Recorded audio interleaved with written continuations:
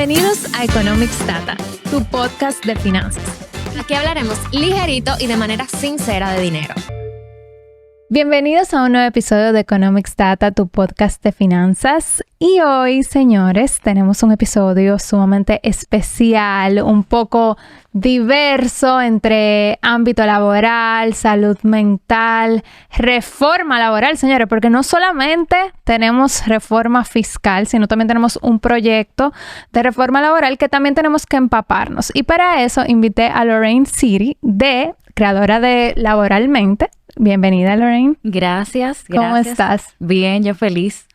De verdad que teníamos tiempo queriendo invitarte porque hay muchas dudas en este proceso de, no solo yo diría de encontrar trabajo, empezar la vida laboral, sino también, como que es algo que no nos enseñan. Sí. Es algo que no nos enseñan ni en la universidad, ni nuestros padres nos sientan, mira, así es que tú tienes que hacer un currículum o así es que tú tienes que tomar una entrevista, sino que uno va aprendiendo en el camino. Y lo enlazo mucho con la educación financiera, que nadie te sienta a hablar sobre números, a cómo utilizar una tarjeta de crédito, a cómo invertir, a cómo manejar un presupuesto. Y lo enlazo mucho con esto del ámbito laboral, como que es algo que simplemente uno se lanza y va aprendiendo en el camino. Entonces, la verdad que te felicitamos por el proyecto, por Laboralmente, porque siento que se necesitaba un espacio así, donde las personas pudieran empezar a educarse de este tema que nadie nos enseña.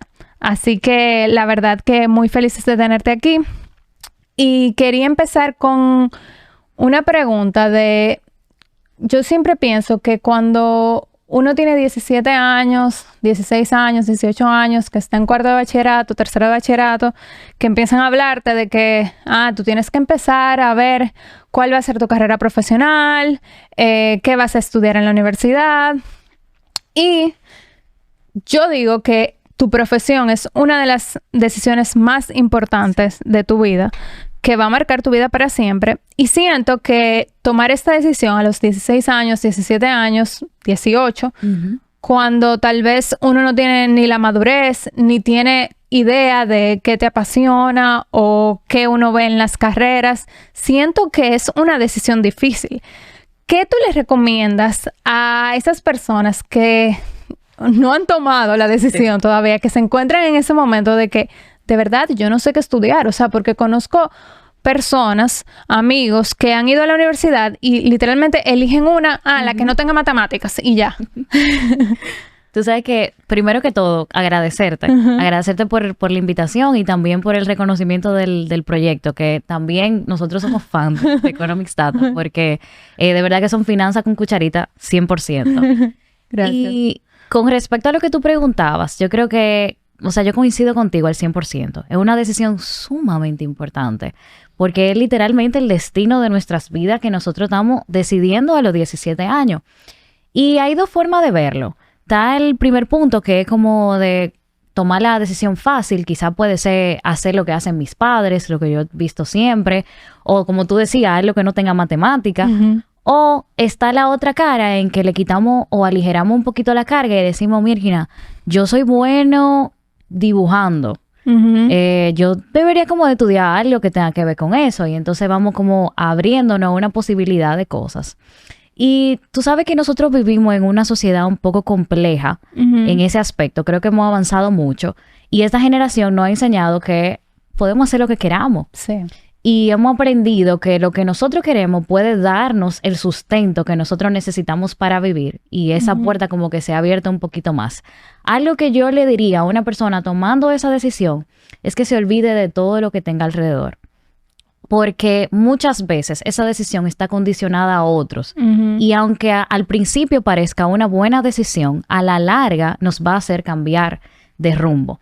Que no está mal. Exacto. Porque eso no es un fracaso. Exactamente. Tampoco. No un fracaso y no significa que lo hicimos mal por completo. Sino que nunca es la decisión correcta el complacer a otros con nuestras vidas. Porque al final siempre nos va a llamar a tomar otra decisión. Claro. Que quizás si nos ponemos a mirar para atrás, decimos, mira, quizás si yo hubiera tomado otra decisión en otro momento, estuviera mucho más avanzado en eso que yo quiero. Sí. Totalmente. No, y yo le enlazo de que, por ejemplo, yo toda mi vida dije que, o sea, desde pequeña, que yo iba a ser profesora. Pero obviamente desde que uno decía eso, como que todo el mundo profesora. Entonces después cuando llegué a tercero de bachillerato dije, bueno, voy a ser psicóloga. Me encanta la psicología. Pero en tercero de bachillerato, en mi colegio dieron una semana como de orientación donde fueron varios profesionales. Donde ahí yo vi como que nos dieron charlas de qué hacía cada profesión. Y fue un economista. Y yo dije como que, wow, o sea, me encantó porque siempre me han encantado los números, o sea, matemática y todo eso. O sea, que yo no era de la que decía de que cero matemática, no, a mí siempre me ha encantado. Al contrario. Incluso cuando yo dije a mis profesores y a mi mamá que yo quería estudiar psicología en tercero de bachillerato, o sea, ya tú puedes saber la cara que me hicieron, como que... ¿Cómo que psicología? Tal vez eso puede ser una segunda carrera, pero primero tú eres tan buena en matemática, ¿cómo tú no te vas? O sea, y tengo a mis dos padres que son economistas, o sea, tanto mi papá como mi mamá. Wow. Y obviamente yo, o sea, yo siempre vi como que yo no quiero ser, o sea, esa profesional donde mi mamá trabaja, por ejemplo, que era lo que yo había visto toda la vida, como que eso no me gusta. Me gustan las matemáticas, pero no me gusta. Pero cuando fue este economista, ahí yo vi como que no era solo lo que hacía mi mamá, ¿entiendes? Sino como que estaba más amplio y yo podía hacer más cosas. Porque mi mamá estaba más enfocada en macroeconomía en ese momento, toda su vida. Y yo vi otra parte que era el sector privado, la microeconomía, las finanzas. Y yo dije, wow, eso me gusta. Y como que también en sí tenía una parte de psicología, esa parte de economía. O sea, que también veo sumamente importante eso que hacen los colegios de esa semana de orientación. Porque la verdad que a mí me ayudó. Y como quiera sé que yo, o sea, me hubiese encantado estudiar psicología y creo que lo aplico hoy en día porque las finanzas tienen que ver mucho con la psicología. Pero me acuerdo de eso, de que a último minuto yo cambié por esa semana de orientación, por escuchar a un profesional. ¿Qué es lo que tú haces? Porque cuando te dicen economía, ingeniería industrial, derecho, bueno, uno se va con lo primero que te viene a la mente, pero tal vez hay más cosas que ver. O sea, que también es importante empaparse, no solo en la teoría, que es lo que primero uno ve en la universidad, el primer semestre, cuatrimestre, sino también hablar con profesionales como que, ok, dime qué tú haces el día a día. Exactamente. Porque al final eso es lo que tú vas a hacer después que tú sales de la universidad. Ya yo, por ejemplo, no aplico los modelos que yo hacía en la universidad, de econometría, de todo eso. Hay colegas míos que sí lo aplican, pero yo no. O sea, es un poco más amplio que hablar con distintos profesionales. A mí me ayudó mucho a tomar esa decisión y al final siento que fue la correcta. Que fue acertada. Tú sabes que también uno se va conociendo. A medida que va pasando el tiempo, uno descubre cosas que uno no sabía en un principio. Sí. Y eso no es culpa de nadie, tú sabes. Hay gente que cuenta con esa ventaja. Yo siempre digo, y lo menciono cuando trato estos temas, que mi hermana siempre supo que ella iba a ser abogada. Desde siempre. Ella siempre dijo que ella iba a ser abogada. Es abogada, se formó en eso y le encanta su carrera. Y la verdad es que como ella hay muchas personas que tienen esa ventaja de que siempre han sabido qué quieren hacer y son buenas en eso que hacen. Pero hay otros que quizá como yo en su momento no teníamos la certeza de eso que queríamos y decidimos optar por carreras un poco más generales. En mi caso yo estudié administración de empresas. Y a medida que yo fui creciendo en el mundo laboral, yo fui encontrando esas cosas que iban afín con lo que yo quería. Y entonces ahí entra la maravilla de la especialización, ¿verdad? Entonces uno va estudiando cosas que se vayan acercando a eso que uno quiere.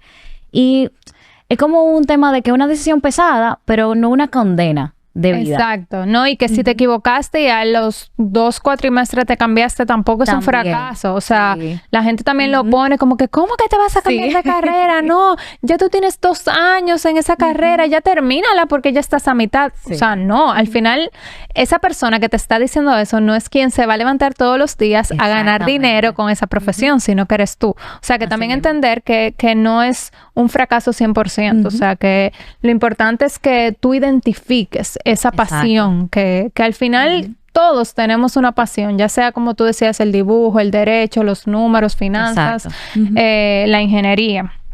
Y ok, ya nos graduamos de la universidad, hicimos nuestra maestría, o sea, ya elegimos esa especialidad, como tú decías, nos entramos al mundo laboral. ¡Qué reto! Fuera de la burbuja. Fuera de la burbuja. Algo que nadie te enseñó. Sí. Cómo hacer un currículum, cómo entrevistarte.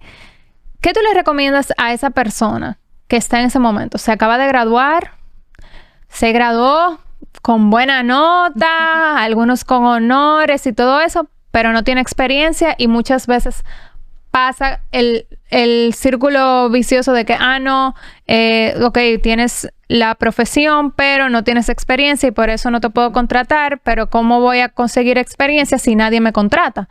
Entonces, ¿qué tú le recomiendas a esa persona? Eso es fuerte. Sí. Y muy real. O sea, uno sale al mundo laboral y eso es como que uno sale a nadar así, se tira de que, ¿y ahora? Sí. A la piscina. Exacto. Uno sale de estudiar, ya sea desde el mismo colegio, inicia esa competitividad de la disciplina, de sacar buena nota y de brillar tú como persona. Uh-huh. Y cuando nosotros llegamos al mundo laboral, estamos hablando de que las cosas funcionan diferente. Las cosas ya no se centran en ti. Uh-huh. Las cosas se centran en que hay un objetivo en común que como empresa se quiere lograr y tú eres parte importante de ese objetivo y tú tienes que entrar en un equipo y trabajar. O sea, ya la cosa funciona completamente diferente y ese espacio que esto es cuando ya tú estás empleado, tú tienes que pasar la barrera de que te contraten, como tú decías. Sí. Y sin experiencia, la verdad que es bastante difícil. Pero ahí entra el tema del autoconocimiento y de qué yo hago para ayudarme, ¿verdad? Decías algo muy importante ahorita que pasa con la finanza personal y es que no nos enseñan qué hacer. Nadie se sienta con nosotros a decir, no, el currículum debería de ser así. Pero nosotros tenemos una ventaja que nos quita la ignorancia. Y es que tenemos internet, señores. Sí, o sea, el acceso a cursos, a blogs sumamente ricos, hacen, señores, revistas que tienen todo este tipo de información. ChatGPT ahora, gracias. Laboralmente, o sea, tú sabes, si nos vamos un poquito más atrás, era un poquito más difícil, había menos recursos. Pero ahora, hoy en día, hay tantas cosas que te enseñan cómo estar a la vanguardia, cómo ser un buen candidato, que si nos dedicáramos, porque esto es un trabajo personal de nosotros, cero, yo llamé a fulano para que me haga el currículum, yo le dije a fulano que haga, hay un trabajo que nosotros tenemos que hacer. Ni hacer copy-paste con ChatGPT. Ni hacer copy-paste. O sea, nos podemos ayudar. Claro. Son herramientas que nos ayudan, pero no podemos únicamente contar con ellas, porque entonces nosotros no estamos creciendo como profesional. Y esa tarea, porque me fui súper lejos, y esa tarea de enfrentar qué profesional yo soy frente a una creación de currículum que puede parecer algo tan sencillo, es literalmente sentarnos frente a un espejo y describir quiénes nosotros somos y qué queremos en el futuro. Y eso que queremos en el futuro no es solamente alcanzar los objetivos de la empresa, que es lo que nosotros decimos, ¿verdad? Es un ser manager de la empresa. Exacto. O estar en el asiento que usted tiene ahora. Exacto. Es un tema de uno definir eso. Y cuando uno tiene esa conciencia de que uno tiene para aportar, no importa que tú no tengas experiencia. Y yo sé que la gente va a decir, sí, Lorraine, pero la gente realmente, las empresas te piden experiencia. Atrévete. O sea, hay cosas que uno hace siendo muy joven, campamentos, quizá uno fue teacher en algún curso o algo. Quizá tú tienes un papá que tiene una empresa y tú trabajaste un verano, o un tío o algo. Participaste en una fundación. Exactamente. Todo el que se graduó de la universidad hizo una pasantía. Sácale el jugo a eso. O sea, ese tipo de cosas son las que tú puedes desplayarte en buen dominicano y decir, yo hice tal cosa, pero ahí yo hice esto y aquello. ¿Qué es lo que pasa con posiciones como, por ejemplo, los asistentes? Es muy fácil y sencillo tú decir, yo soy asistente o fui asistente 3 meses en una empresa de un familiar. Pero siendo asistente, tú hiciste planificación, presupuesto, tú hasta nómina pagaste. Entonces, como que tú tener la habilidad, porque hay que crear esa habilidad de comunicar bien lo que uno sabe y lo que puede hacer, sumado con una buena entrevista, que eso viene a raíz de conocerse bien, pues no hay forma que a ti te digan que no. ¿Qué tan importantes son las habilidades blandas? Ahora mismo, el 200%.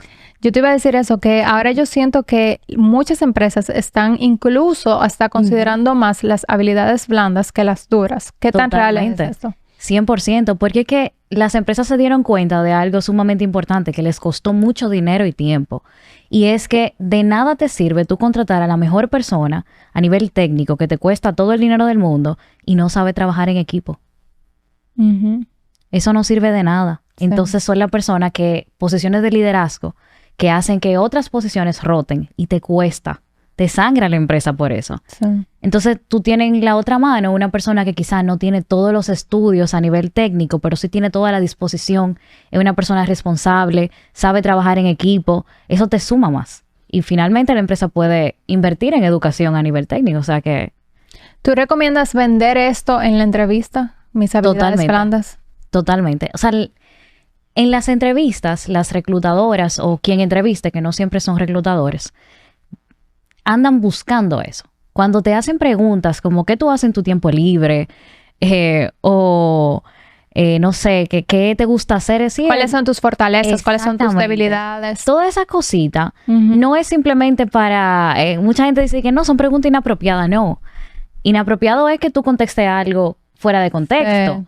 Pero realmente esas son cosas que te dan una vista de qué tipo de persona tú eres.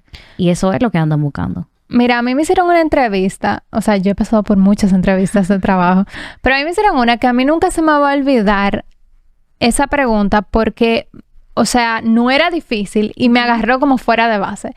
Y fue, ¿cómo te describiría tu mejor amiga? Wow. O sea, yo me quedé como que, no me esperaba para nada esta pregunta. Y es una pregunta que después, o sea, en otra entrevista, me la volvieron a hacer, tal vez de otra manera diferente, pero yo sabía que el objetivo era el mismo. Entonces, estas son tipos de preguntas que muchas personas pudieran decir, cónchale, pero es indiscreta. Pero realmente no, la persona lo que quiere saber es tus habilidades blandas. Exacto. Como que conocerla, o sea, no solo conocer lo que está en tu currículum, que ya ellos lo leyeron, porque, o sea, también me pasaba como que, no, mira, yo no quiero que tú me repitas tu currículum, porque ya yo lo leí. O sea, exactamente. Yo quiero más allá, ¿entiendes? Conocerte en estos 30 minutos que tengo. Pero es que para tú poder darle a conocer al reclutador quién tú eres, tú tienes que conocerte. Y es el problema más grave que nosotros tenemos, que vamos a una entrevista como si nada. Como, déjame ir a ver qué pasa en la entrevista. Y no vamos a ver. Es que yo tengo que saber, porque las preguntas que te van a hacer, nosotros las manejamos ya. Nosotros sabemos que nos van a preguntar. Entonces, es el ejercicio de tú sentarte y decirme, si me van a preguntar esto, esto y esto, ¿qué yo voy a responder? Claro. Entonces, ahí entra el tema del esfuerzo que nosotros tenemos que hacer. Y cómo tú te puedes resaltar respecto a los otros. O sea, no responder lo mismo. 3 debilidades y ya. No, tengo 3 debilidades, pero enlázalo con algo que te pasó. Exacto. Y cómo tú reaccionaste. Y cómo lo corregí o cómo lo estoy corrigiendo, una historia o algo. Esas son cosas que al final son habilidades blandas, porque eso es comunicación, es autoconocimiento, eso es una buena percepción justa de quiénes nosotros somos, porque no es que vamos a venir a decir, nosotros somos los mejores, ¿verdad? Esa no es la idea tampoco. Y puede que te vaya bien o te vaya mal. No estamos diciendo que tiene el trabajo asegurado. Incluso el mejor candidato en una entrevista puede no quedar en el puesto, porque por muchas razones. Hay razón interna, hay razón externa. Sí. Hay cuestiones de personalidad que quizás no encajen con el equipo y eso tú no lo sabes. Pero esa impresión se queda. Sí, totalmente. Se queda. Totalmente. Esa impresión y tal vez hoy no te den el trabajo, pero en un año te lo den. Totalmente. Y yo tengo una historia con eso que te la voy a contar en un momento. Claro. Pero antes quiero preguntarte, ¿qué tan importante es el networking en un proceso de conseguir trabajo? Eso es todo. Eso es todo. Yo creo que mucho más en este país, porque es bastante pequeño. Y fuera también. Sí, o sea que en general es necesario. Demasiado. Se bautizó como networking, ¿verdad? Y lo escuchamos como un concepto así súper wow. Pero al final es vida social corporativa. Es que la gente conozca quién tú eres. Algo que yo siempre he dicho es que la gente le tiene mucho miedo a la marca personal porque cuando tú trabajas o tú laboras para una empresa, se ve como que tú eres aparte, ¿verdad? O esa es la idea que nosotros entendemos que nuestros jefes pueden tener. Pero marca personal no es solamente poner una foto en Instagram o en LinkedIn o hacer comentarios súper complejos que casi ni se entiende lo que tú estás diciendo. No es eso, es que la gente pueda tener una percepción o una idea de quién tú eres sin siquiera conocerte. Sí. Y cuando te conozcan, que eso coincida. Sumamente importante.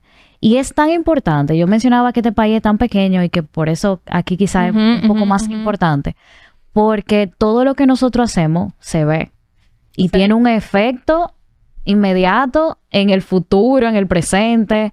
Claro, no estoy diciendo que si cometemos un error en algún momento o tenemos un encontronazo con una persona, no se pueda corregir. Sí. Pero hay que cuidar. Claro. Hay que cuidarnos. Y como mi mamá siempre me decía, dejar las puertas abiertas siempre. O sea, de cualquier lugar que tú te vayas, por X o por Y, siempre deja las puertas abiertas porque tú nunca sabes dónde te vas a encontrar a esa persona o si vas a volver a la compañía. Así o sea, tú no sabes lo que te pueda esperar en el futuro. Pero mira, te cuento lo del networking. Para mí, el networking, mira, es demasiado importante. O sea... Yo le digo a una persona que está buscando empleo, empieza con tu networking. O sea, ok, tengo un buen currículum, prepárate para la entrevista, que es súper importante, pero el networking es vital para que tú consigas esa entrevista. O sea, es esencial. Y más si tú quieres aspirar a compañías grandes, internacionales, o sea... El networking es que te va a abrir esas puertas. Y te lo digo yo que, o sea, he trabajado tanto aquí en República Dominicana como en Estados Unidos. En República Dominicana, o sea, me acababa de graduar. Yo estudié cuando estaba en mi carrera, o sea, cuando estaba estudiando economía. Y aquí trabajé unos 2 años y medio, 3 años. Y luego me fui a Estados Unidos. O sea, ya en esos 3 años yo había construido mi networking aquí en República Dominicana. Pero cuando me mudé en el 2019, en junio, a hacer mi maestría en finanzas a Miami, yo no conocía a nadie. O sea, literalmente a nadie. Yo simplemente conocí a las personas con quien yo hice el máster, que el 90% éramos internacionales y que todos nos graduamos en mayo 2020, plena pandemia. Wow. Y éramos internacionales que para poder activar la visa de trabajo, teníamos que conseguir trabajo en 3 meses. En mayo 2020. Cuando todo el mundo estaba, o sea, desempleando, corriendo. Trabajo, exacto. Y todo el mundo estaba, despidiendo personas. Y yo dije, wow. O sea, primero, allá... O sea, lo que yo dije, yo en 3 meses tengo que conseguir un trabajo para poder aplicar mi visa porque yo quería tener una experiencia allá en Estados Unidos. Y yo aplicaba, o sea, a las pocas ofertas de trabajo que había en ese momento, porque no había, a todas. Yo aplicaba todos los días, pero yo no solo me quedé ahí. O sea, yo no solo me quedé en aplicar en LinkedIn, no. Yo le hablé a todo el mundo. O sea, si yo, por ejemplo, te conocí a ti, Lore, y yo veía que tú tenías una prima en Miami, yo te hablaba y te decía, mira, o sea, yo perdí mi vergüenza, literalmente. O sea, que mi esposo en ese momento, mi novio, me decía, o sea, de verdad tú le vas a hablar, tú no lo conoces. Y yo, no me importa, yo tengo que construir mi networking. Y literalmente yo se lo decía a sí mismo. O sea, yo le decía, te hablaba, Lore, ¿cómo estás? ¿Cuánto tiempo? Yo vi que tú tienes una prima aquí en Miami que trabaja en tal banco y estoy creando mi networking aquí. O sea, yo no le decía en ningún momento necesito trabajo. No. Yo le decía, estoy creando mi networking para... porque no conozco a nadie aquí y estoy empezando mi vida profesional aquí. O sea, en ningún momento yo le dije, necesito trabajo, necesitándolo, con un tiempo límite. O sea, no era que yo decía que yo podía esperar 6 meses para conseguir el trabajo. No, en 3 meses y no me devolví a República Dominicana. Wow. Y eso era lo que yo te decía. Tú me pasabas el contacto de tu prima, yo le hablaba a tu prima y le decía, tú me puedes dedicar 15 minutos, yo solo quiero conocerte, crear mi networking y conocer un poco de la empresa en que tú trabajas y qué tú haces. Exacto. Listo. Así yo hablé con varias personas. O sea, con varias personas, te digo como 15 personas que yo no conocía. Y que en ese momento no me pudieron dar trabajo, porque ya luego que yo hablaba con ellos, yo les decía, bueno, mira, precisamente estoy buscando empleo, si te puedo mandar mi currículum, a ver si había... Ok, recibí mi currículum. En mi universidad allá sí me ayudaron a hacer el currículum. Ah, excelente. Y lo que yo hice fue que les mandaba mi currículum y ellos me decían, mira, tú tienes un muy buen currículum, pero lamentablemente yo ahora estoy despidiendo personas. Yo no tengo ninguna posición. Y yo, no pasa nada. Y yo, no pasa nada. O sea, yo lo que quiero es conocerte. Exacto. Y tenerte como contacto. Listo. Sí. Entonces... Pero eso está excelente. O sea, yo te escucho. Yo digo de que sí, así mismo. Pero quizás si yo hubiera estado en esa posición, en ese momento, a mí también yo hubiera pensado como tu novio. Como que yo le voy a escribir, de verdad. O sea, yo en serio voy a tomar ese atrevimiento. Claro, pero eso es valiente. Porque al final tú lo puedes contar ahora riéndote. Sí. Desde una posición de que alguien supo. Porque es otra cosa. A veces nosotros estamos buscando trabajo y nadie sabe que está buscando trabajo. Sí. Nadie sabe porque creemos que eso tiene que ser como un secreto. Exacto. O que te da vergüenza. Wow, que no tengo trabajo y eso. Exacto. Y déjame decirte, o sea, la historia no termina ahí. En diciembre de 2020 conocí a una persona que en ese momento, o sea, me dedicó 30 minutos, me dijo qué hacía su equipo, la empresa donde trabajaba, y me dijo, yo no tengo posición ahora mismo. En octubre de 2021, un año después, ya yo había conseguido otro trabajo. Pero esa era la empresa que yo quería entrar. Excelente. Y es donde trabajo actualmente. Esa era la empresa donde yo quería entrar y nada, lo tuve como contacto, lo agregué en LinkedIn, that's it. Casi un año después, él me escribe que tenía una posición en su equipo abierta y que creía que yo era un buen perfil. Un año después. O sea, que yo no volví a hablar con él. Yo no lo conocí en persona porque estábamos diciembre de 2020. Fue todo por Zoom. Sí, plena pandemia. Nunca lo conocí, nunca volví a hablar con él, pero él se acordó de mí. Así mismo es. Y me contrató. Wow. Me contrató. Y luego... junio de 2020, o sea, antes de hablar con esa persona, conocí a otra persona también, que era un primo de un amigo así. Y él me llamó también. O sea, un año y medio después, que tenía una posición. Pero ya, obviamente, ya estaba en este trabajo, estaba cómoda aquí y todo eso. Pero mira cómo crear un networking, conocer personas... dar una buena impresión, porque, o sea, obviamente, si yo no hubiese dado una buena impresión, si no me hubiese vendido bien, pues no me hubiesen llamado. Pero mira cómo eso también abre puertas. O sea, para mí, o sea, yo les recomiendo a todo profesional, no solamente quien está buscando trabajo, quien acaba de graduarse, sino a todo el mundo. O sea, crear un networking es vital para tú tener éxito tanto en la vida profesional de si tú tienes un trabajo como en el emprendimiento también. Así mismo. Y que es un mundo sumamente competitivo. Entonces, el hecho de tú dar esos primeros pasos o escuchar, hay gente que puede tener un trabajo ahora mismo y lo llaman de otro trabajo y dice, bueno, yo estoy trabajando, no estoy interesado. Ve, siéntate, escucha lo que tienen para ofrecer. Quizá no sea un trabajo que tú vayas a cambiar, pero quizá tú conoces una persona que luego va a estar en otra empresa que sigue la que tú quieres y se acuerda de ti, como tú decías, que eso pasa bastante.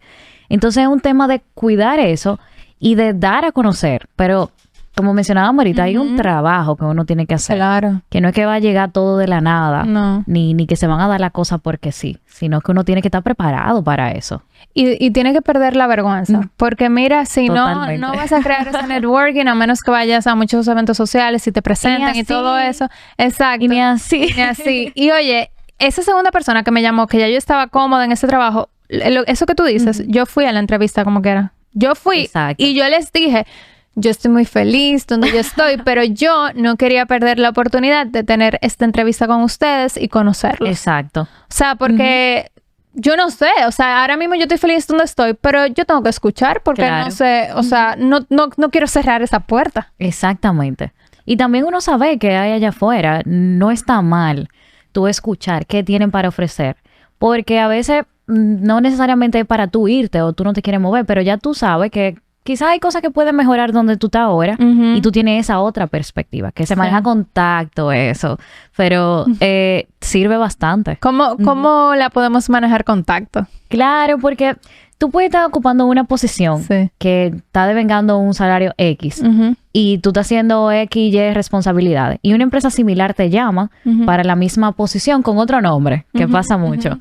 Las responsabilidades son similares, pero te están ofreciendo un paquete salarial o un paquete de beneficio diferente y las responsabilidades varían quizá un poco. Tú dices, bueno, la cosa se la están manejando más o menos aquí. Averíguate en otra que hay Y si el asunto está mucho más del otro lado que del que tú tienes, acércate a la persona correcta en tu empresa y dile, mira, yo hice un estudio y yo pienso que mi posición para las empresas de este tamaño, en lo que nosotros hacemos y las responsabilidades que yo tengo, anda por tanto. Y yo ahora mismo estoy ganando tanto. Pienso que sería bueno que reevaluemos esa diferencia.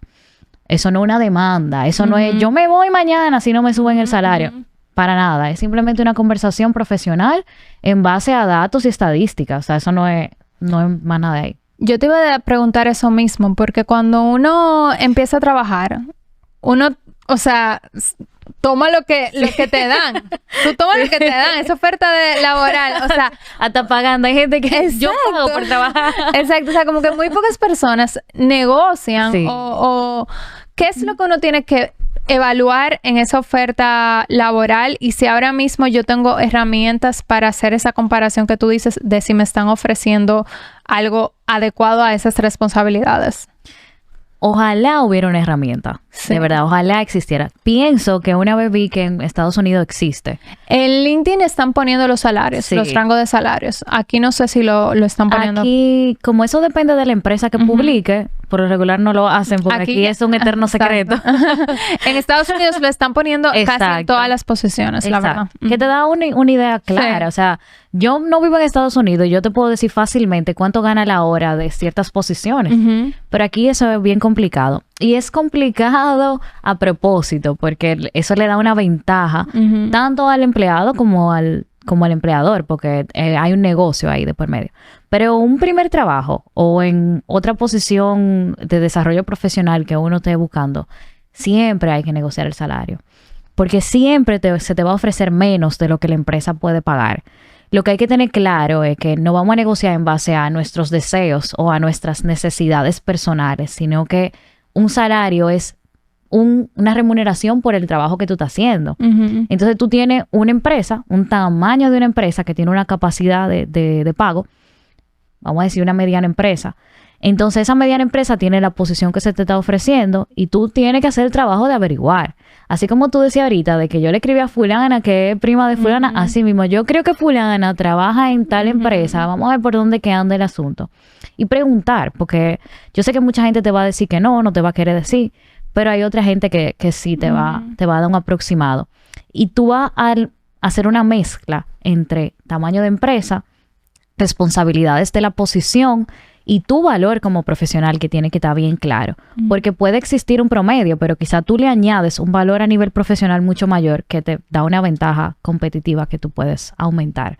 Entonces, como que en base a eso negociar y no cerrarse a las posibilidades. Muchas veces la gente entra a un trabajo no necesariamente por dinero, pero aún sabiendo cuál es el rango salarial que necesita, puede aceptarlo por mucho menos, porque su motivación en ese momento es otra. Sí. Pero siempre, siempre, siempre, siempre negociar, porque nosotros tenemos la mala costumbre de aceptar todo lo que nos den.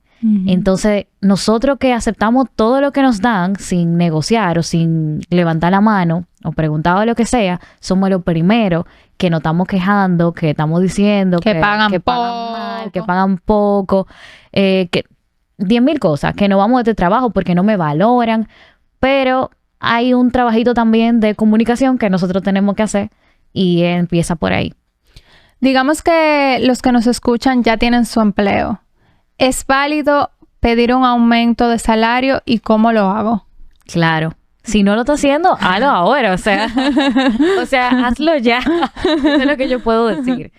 Es importante recordar que nosotros como profesionales empezamos en un punto y a medida que vamos avanzando, lo ideal es que vayamos creciendo. Entonces, ese crecimiento que nosotros vamos obteniendo en el tiempo tiene un valor también económico. Entonces, hay empresas que tienen como las cosas bien definidas, que tienen su protocolo y proceso de evaluación y en base a esa evaluación pues te dan tu aumento. Ese es el escenario ideal, que no es el caso de muchas empresas en el país. Pero para esos casos uno tiene que ser ordenado con uno mismo. Y a medida que uno va adquiriendo nuevas responsabilidades y sé como que accountable con eso, yo siempre digo, y soy súper fan, de anotar las cosas que nosotros logramos. Okay. Archivarla, o sea, alcanzamos un objetivo nuevo en un proyecto o asumimos una responsabilidad nueva y no está yendo bien esa responsabilidad, anótala, porque ese es tu aval para tú decir, o tú avalar, valga la redundancia, porque tú necesitas un aumento salarial. Eso es lo que te va a decir a ti como que, ok, yo quiero un aumento salarial, pero es por esto, por mi trabajo. Que un error que nosotros cometemos es que quiero un aumento de salario porque ahora me subieron la luz, estoy pagando más de alquiler, tengo que pagarle el colegio a mis hijos y eso no es una razón para un aumento de salario. Esa es tu necesidad personal. Y por ende, tu necesidad personal hace que tú necesites más ingresos. Tú sabes más que yo de eso. Pero la forma de tú lograr ese otro ingreso, si es de tu trabajo por lo menos, fijo, es buscar la forma de avalar que tú mereces un pago mayor por lo que tú estás haciendo. Demostrarlo. Exactamente. O sea, demostrar que de verdad tú ejecutaste con productividad los objetivos que tú tenías, las responsabilidades, fuiste más allá. Porque yo siento que las personas tienen miedo a pedir aumento salarial. O sea, ellos se adaptan a lo que la empresa diga y ya pedir un aumento salarial, o sea, ¿cómo así? Esa es la palabra. Eso es posible. Sí, le tienen miedo, vergüenza. A mí un jefe me dijo hace mucho tiempo, algo que a mí me dejó muy marcada y que de verdad yo siempre lo recuerdo. Hay que tener sueños tan grandes que uno le tenga más miedo al sí que al no. Y eso es súper profundo. Porque así con el aumento de salario, o sea, ¿qué es lo peor que puede pasar? Que te digan que no ahora mismo. Es lo que digo, exacto. Tú estás ganando eso ahora mismo. Pero ya el jefe va a estar pendiente de que tú, o sea, lograste un poquito más y que cuando venga una oportunidad te va a tener en cuenta. Es así. Es así. O sea, que es un miedecito que yo sé que da, porque la primera vez que yo me senté a pedir un salario, yo estaba así. Un aumento de salario, perdón. Yo estaba súper nerviosa. Claro. Pero es necesario porque lamentablemente, para bien o para mal, porque tiene sus lados positivos también, a nadie te va a aumentar salario porque sí. O sea, tú puedes ser la empleada estrella y si tú no gritas... Sí.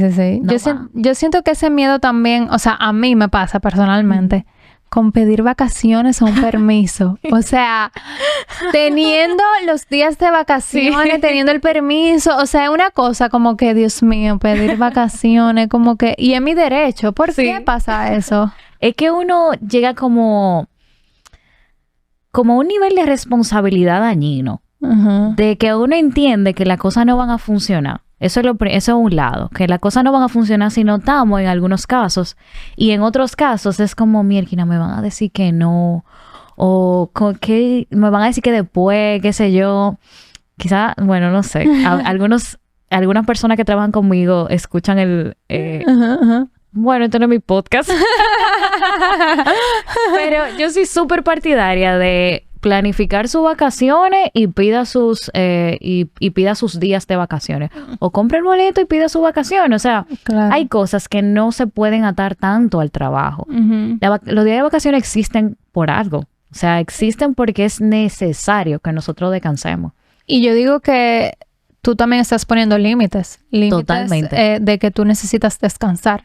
Totalmente. Incluso, o sea, tuve un cliente que nos dijo recientemente que en su empresa le exigen tomar una semana corrido de vacaciones si no la ha tomado en X tiempo. O sea, tiene que irse sí o sí. Y eso yo lo vi como una medida bien, porque muchas veces uno se siente mal de no pedir vacaciones y nunca la pide. O pide un día en un año. O sea, como terrible. No, y que de hecho es una responsabilidad de la empresa que la gente se vaya de vacaciones. El Ministerio de Trabajo, no sé cuánto lo audita, tú sabes, no te lo puedo decir así, pero el responsable cuando un empleado no ha tomado vacaciones no es culpa del empleado, es culpa de la empresa. O sea, que ellos deben de asegurarse que la gente tome sus vacaciones. ¿Cómo no establece límites en el trabajo? Es difícil, por lo mismo que tú decías, por el miedo que a uno le da. Pero es necesario para uno, porque es que al final como uno sobrevive, y esa es la palabra. Nosotros tenemos que conocernos muy bien y saber cuáles son las cosas que nos detonan. más que límites en el trabajo, yo creo que uno tiene que saber cómo regularse. Porque cuando uno conoce que, no sé, tengo este compañero de trabajo que le encanta una llamada a las 12 del mediodía, pero para mí es necesario o es súper regulatorio que yo pueda comer con mi familia al mediodía, esa llamada yo no la puedo permitir. Sí. Fulano, te puedo atender a las 2 de la tarde. ¿Te parece bien? Y cada vez que esa persona quiera llamarte a las 12, fulano, te puedo atender a las 2, a las 3, a las 4, a la hora que sea propuesta. Y eso hace que la persona, la próxima vez que te quiera llamar, pueda decir, no, Sí. a las 2, a las 3. El problema de nosotros es que cuando llegan ese tipo de cosas, lo vemos como que es trabajo y quizá yo puedo y lo hago y somos super people pleaser. Como que nosotros queremos hacer todo para quedar bien. Claro. Con el Ay, trabajo. a mí me llega un mensaje a las 7 de la mañana y yo me estoy parando Y de ahí esa mismo, cama. Sí, pero mal. totalmente. Sí. Y nos pasó mucho más en pandemia, Sí. que tuvimos remoto. O sea, la computadora está ahí, yo le puedo responder, eso no es nada. Pero sí es algo. Entonces es un tema primero de conocerse y segundo de comunicándolo de forma amable, porque no es que fulano a mí no me llame, o sea, no es la idea tampoco. Poner esos límites. Pero lo primero, siempre es lo primero, conocerse. Sí. Y yo también diría como que, por ejemplo, si pasó una vez, como que entiendo que Exacto. no es un tema porque respetan tu work-life balance, pero si es algo recurrente, pues ahí ya tú tienes que establecer límites, como tú dices, de una manera respetuosa, no es que tú él te va a exaltar con el jefe ni nada de eso, o sea, tampoco así. ¿Qué tú le recomendarías a una persona que tiene 6 meses sin empleo y no consigue? Todo pasa, eso es lo primero. Porque yo sé, no puedo decir por experiencia, pero yo sé que es muy desesperante, porque lo he visto. Y cuando uno está desesperado, comete errores. No es el momento de desesperarse. Hay tiempo para todo. Hay muchas cosas que se pueden hacer con ese tiempo que es sumamente valioso. Porque cuando tú estás en un empleo, tú ocupas el 80% de tu tiempo. Entonces, ahora mismo tú cuentas con un privilegio que muchos de los que tienen trabajo no tienen.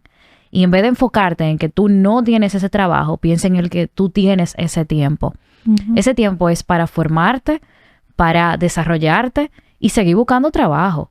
Y si no es el trabajo lo que está en tu destino, porque no es obligado a trabajar en un trabajo tradicional, quizá lo tuyo sea emprender ese negocio que tú tenías ahí engavetado, este es el momento para hacerlo.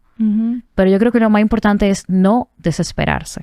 Claro. Y aprovechar, como tú dices, si tienes que hacer una certificación en línea que te va a ayudar, pues hacerla. Eso yo también hice en esos 3 meses que estaba buscando empleo. Hice una certificación, me aproveché del internet, que está muchísima información, todo.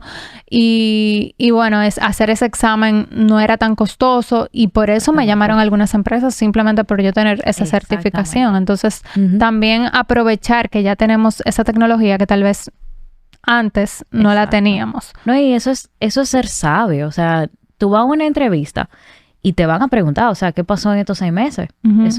Eso va. En esos 6 meses yo hice este curso, me formé en esto, le dediqué tiempo a aquello. Claro. Eso es algo que tiene mucho valor. Entonces, ese es el momento de aprovechar ese tiempo.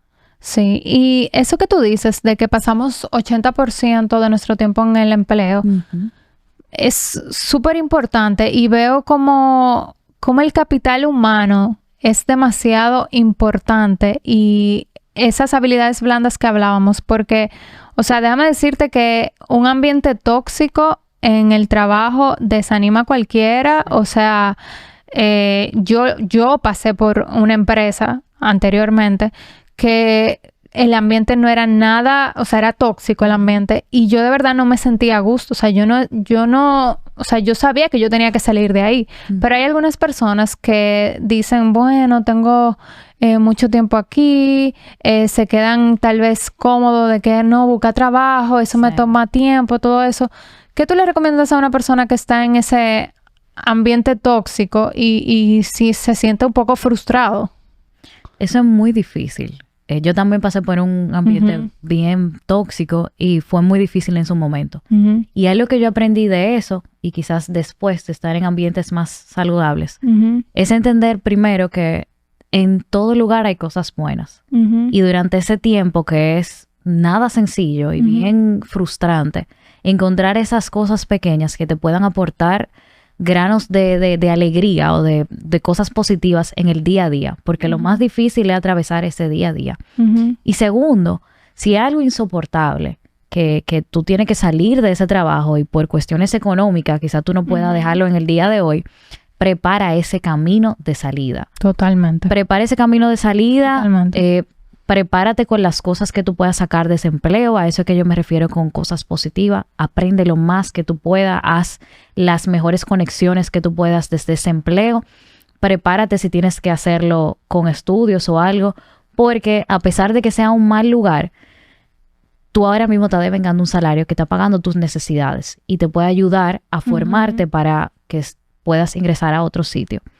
Y tener en mente que como esto no va a ser para siempre y tú tienes un plan de escape, pues entonces ya los días no pesan tanto.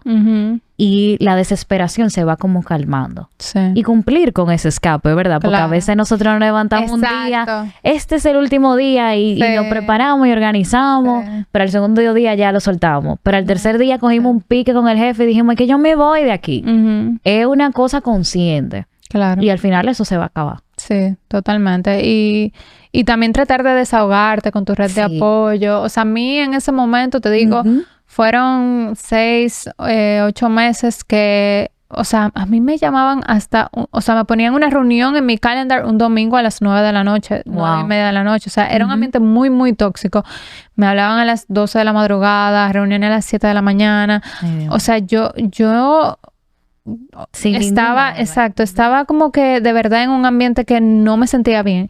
Y yo desahogarme con mi novio en ese momento me ayudó mucho porque él, o sea, verlo de una perspectiva donde él no estaba sufriendo eso, me ayudó a decirme eso, que no va a ser para siempre. O sea, que tú vas a preparar tu camino para salir de ahí. Ahora mismo estás ahí porque necesitas un salario, pero ya, o sea, sabe que, o sea, vamos a buscar el tiempo libre de tú aplicar a trabajos, entrevistas y todo eso. O sea, que eso sí es muy importante.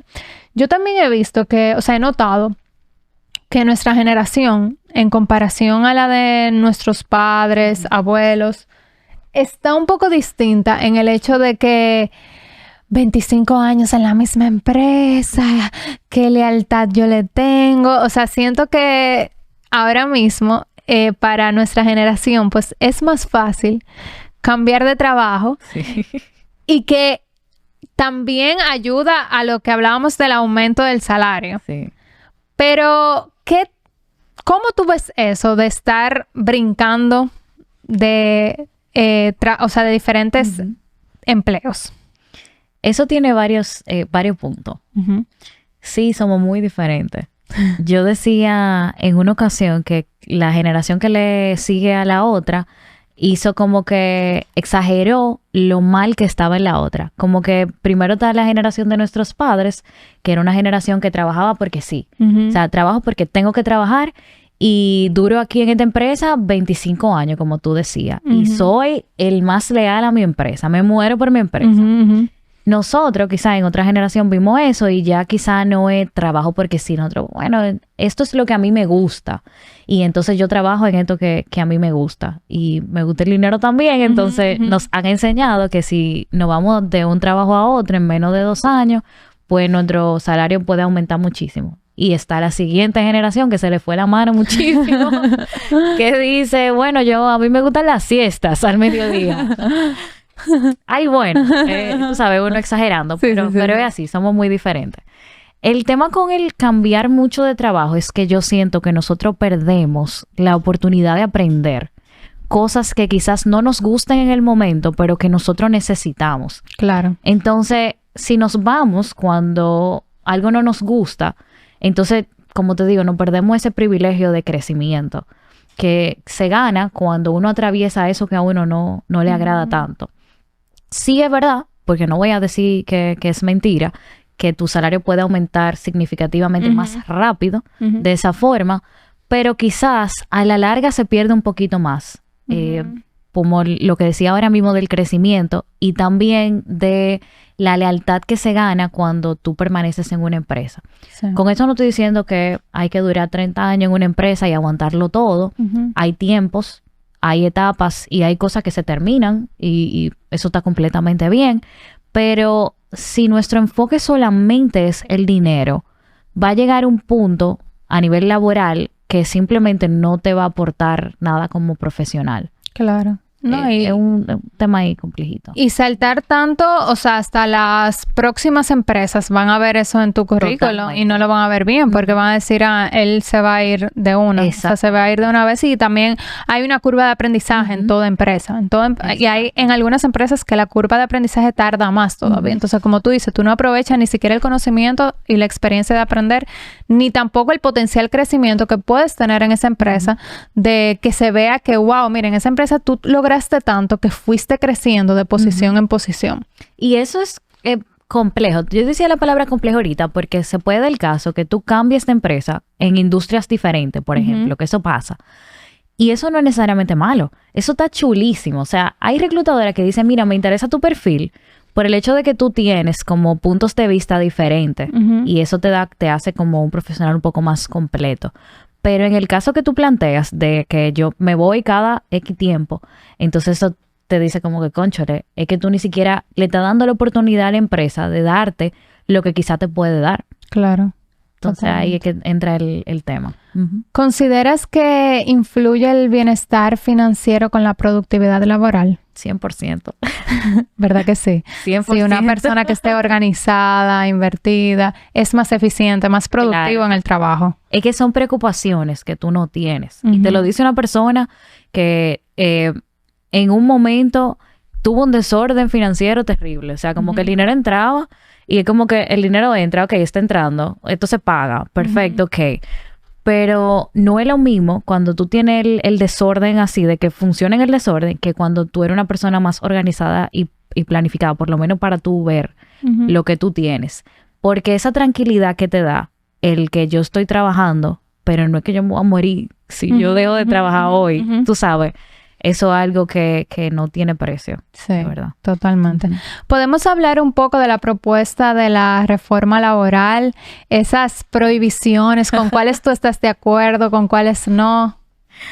Mira, esa reforma laboral que es sumamente esperada porque tiene años en conversaciones. Honestamente yo me quedé esperando más. Ok. Debo decirlo. Pienso que hay muchas cosas que no se abordaron, como el tema de la cesantía, y quizás yo pensé que esa conversación podía darse. ¿Qué esperabas de la cesantía? Quisiera pensar que por lo menos la conversación, porque hasta el día de hoy no ha pasado. Estamos un poquito cerrados con ese tema todavía. Y el hecho de que se presentara la reforma de forma tan abrupta es lo que ha hecho que muchas de las asociaciones y de las empresas privadas se hayan levantado, no voy a decir en contra, pero en búsqueda de un consenso que debió de haberse dado antes. Pero ciertamente algo que se necesita urgentemente, porque nuestro código es bastante viejo y es muy ambiguo, a pesar de que ha tenido múltiples adiciones, hay muchas cosas que se le han puesto, pero no es lo mismo. Hay cosas que ya existían, como por ejemplo, te pongo el ejemplo de la licencia por maternidad, que el Código Laboral ahora mismo dice que son 12 semanas, pero hay un acuerdo que se dio en el 2017-2014, no recuerdo bien, de la OIT que decía que la licencia por maternidad debe de ser por 14 semanas en lugar de 12. Ya eso está en la práctica, las empresas dan 14 semanas por licencia de maternidad, pero nuestro código dice 12 semanas todavía. Entonces la reforma ahora dice, bueno, se aumenta la licencia por maternidad a 14 semanas, pero eso ya existía. Lo estamos poniendo en el código ahora. O lo pondríamos en el código. Hay cosas con las que, ¿qué te digo? Yo personalmente no estoy de acuerdo, lo puedo decir libremente, como por ejemplo el tema de la licencia por paternidad me parece muy poco. ¿Cuánto tiempo? 4 días. ¡Wow! Sí. Actualmente tienen 2 días. Muy poco, muy poco. Y lo que se presenta son 4 días. Me parece poco porque incluso instituciones públicas tienen mucho más días de licencia por paternidad. Y muchas empresas privadas de políticas internas tienen muchísimo más días de licencia por paternidad. Lo que pasa es que si tú entras a un listín diario en los comentarios, cuando hablan de ese tema, tú dices, no, pero es que eso darle más días a los papás para que no atiendan a sus hijos o para que se vayan y que sí o qué, no. Y todo el ámbito negativo. Pero estamos hablando de reforma de leyes que se van a quedar. O sea, no podemos pensar que ahora hay gente mala, porque siempre va a haber gente mala y gente buena. Entonces, esa área, por los ejemplo, buenos pagan por los pecadores. Exactamente. Yo esperaba mucho más de eso, a pesar de que cuando se presentó, se habló de ese tema. En el tema del teletrabajo me quedé esperando muchísimo más. ¿Qué dice esta propuesta del teletrabajo? Súper ambigua. Está muy abierta, que es lo mismo que estaría ahora. Y digo lo mismo que estaría ahora, a pesar de que el teletrabajo, que honestamente no sé por qué se le dice teletrabajo, no lo sé. Pienso que trabajo remoto como que le iba más. Ahora mismo el código deja explícito de que todo acuerdo entre empleador y empleado está bien. O sea, que si estamos de acuerdo, perfecto. Entonces, la que se añade del teletrabajo son la posibilidad de que se pongan de acuerdo el empleador y el empleado de las condiciones de trabajo y detalla entonces horario, que de dónde se va a trabajar. O sea, casi lo mismo, eso. ¿no? Es básicamente eso. Lo único que ahí detalla que existe la modalidad de trabajo remoto como teletrabajo. Se incluyen mejores condiciones para el trabajo doméstico. Que eso es positivo. Súper positivo. Que hasta ahora habían pocas cosas, ahora hay algo mucho más amplio. Que también era algo muy necesario. A pesar de que se intentó el año anterior, me parece que fue, o año y medio anterior, con una reforma aparte, pero en este caso se incluye en el código de trabajo. Pienso que algo positivo, hubiera esperado un poco más, pero pienso que es un pequeño avance. Pequeño avance. O sea, que todavía está en discusión y ya veremos cómo avanza. Exactamente. Bueno, Lore, vamos ahora con un pequeño jueguito donde yo te voy a decir algunas palabras y tú me vas a decir lo primero que te viene a la mente. Trabajo. Diversión. Bienestar. Necesario. Capital humano. Vital. Educación financiera. Todo. Me gusta. Desempleo. Oportunidad. Currículum vitae. Presentación. Productividad. Tengo la palabra en la punta de la lengua. Dios mío. Eficiente, esencial. No sé. No, nada de eso. Cónchole. Nada, vamos a decir otra cosa ahí. Productividad, alcanzar objetivos. Excelente. Súper, Lore, pues muchísimas gracias por venir. De verdad que feliz de que hayas aceptado la invitación. Sé que, o sea, se me quedaron algunas preguntas todavía, porque de verdad que este tema me gusta mucho, porque como te dije al inicio, es algo que no nos enseñan. Sí. Y siento que espacios como Laboralmente hacen la diferencia para las nuevas generaciones, para nosotros que ya tenemos empleo, cómo lidiar el empleo actual, tener un buen balance, establecer límites y todo eso. O sea, que de verdad te aplaudo, porque es una educación que se necesita y que al final del día, es como yo digo, o sea, todos recibimos dinero, todos tenemos un empleo. O sea, ya sea que tú seas un empleo de 9 a 5 o un emprendedor, ambos son empleos. Exacto. Tú necesitas generar dinero. O sea que tenemos que aprender cómo ser un buen empleado, cómo ser productivos, cómo establecer límites. O sea que de verdad te felicito mucho por el proyecto de Laboralmente. Gracias. Y gracias de verdad otra vez por la invitación, porque el trabajo que ustedes están haciendo, que es sumamente necesario también. Y ahorita yo decía todo porque nosotros, o sea, el dinero y nosotros, a pesar de que no sea, no sé, un dios o el centro de nuestra vida, está en todo. Está en todo, Está en literalmente. todo. Y es el medio para alcanzar esos sueños que todos tenemos al final. Así que muchísimas gracias. Y a ustedes que sé que aprendieron bastante de este episodio, pues no te quedes solo con él y compártelo con ese amigo, tu pareja, con ese familiar. Y nos vemos en la próxima. Chao.